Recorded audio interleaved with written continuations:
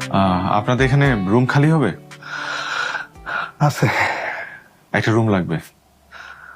Room খালি আছে, দেওয়া যাবে না। ও মা, কেন? আমাদের এখানে আসলে অসামাজিক কার্যকলাপ করা যায় না। অসামাজিক কার্যকলাপ মানে? অসামাজিক কার্যকলাপ বুঝলেন না?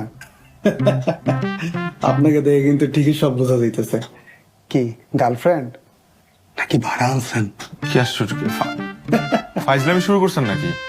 আমাদেরকে দেখে এরকম মনে হয় আপনার? হ্যাঁ, মনে হইতেছে দেখেই তো বললাম। আর এত রাত্রে হোটেলে ঘর ভাড়া করতে আইছেন, আর আমার লোক তেজ দেখান। ওরে বাপ রে বাপ!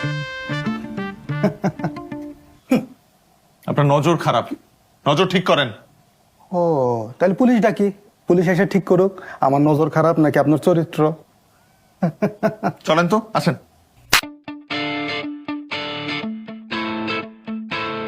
আমি আপনাকে বিপদে ফেলে দিলাম। আপনি এখন আমার জন্য আস্ত একটা বিপদ। এই হচ্ছে নারী জাতি। সত্য কথা শুনলে পূর্ণিমার জোয়ারের মতো চোখে সমুদ্রের জল থই থই করে।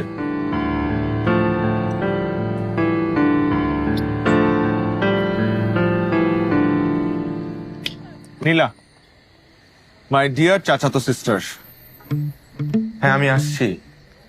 তুই বের হ। আরে আমি তো গেটের বাইরে। কি রে,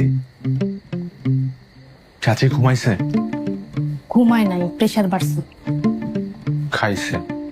তাহলে এখন? সমস্যা নেই, আমার রুমে লুকায় টুক করে ঢুকে গেলেই হবে।